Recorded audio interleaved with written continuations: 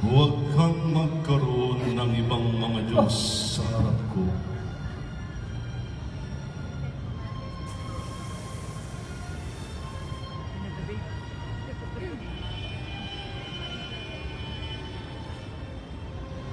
Huwag mong babanggitin ang pangalan ng Panginoon mong Diyos sa walang kabuluhan.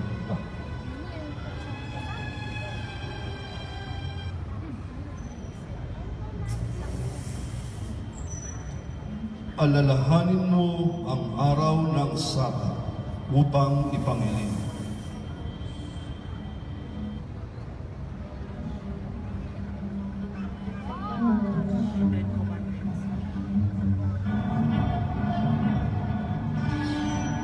Igalang mo ang iyong ama at ang iyong ina.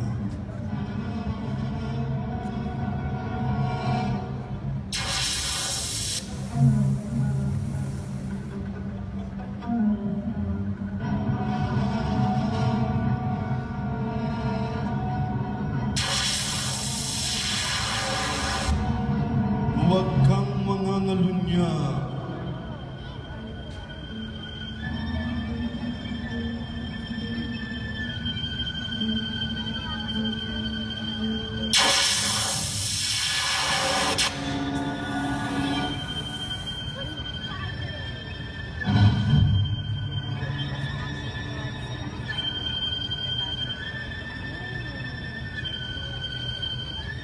Huwag kang magnanakaw.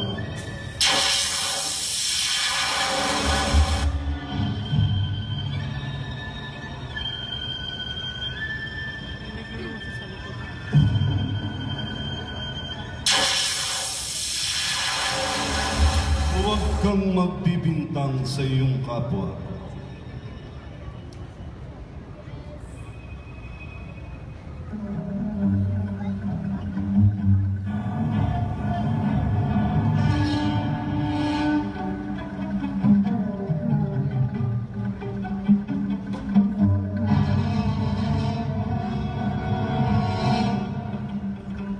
Huwag kang papatay.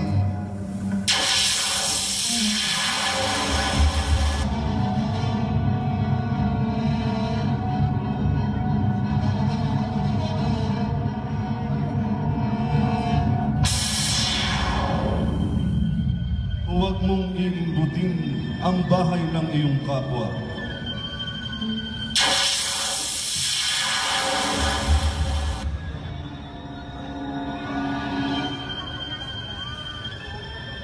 Sa mga tapyas ng bato, nasusulat ang kautusan at mga tagubilin. Nasulat ito upang maging tuntunin ng mga tao. Yahweh, ang pangalang itatawag nila sa akin magpakailanman.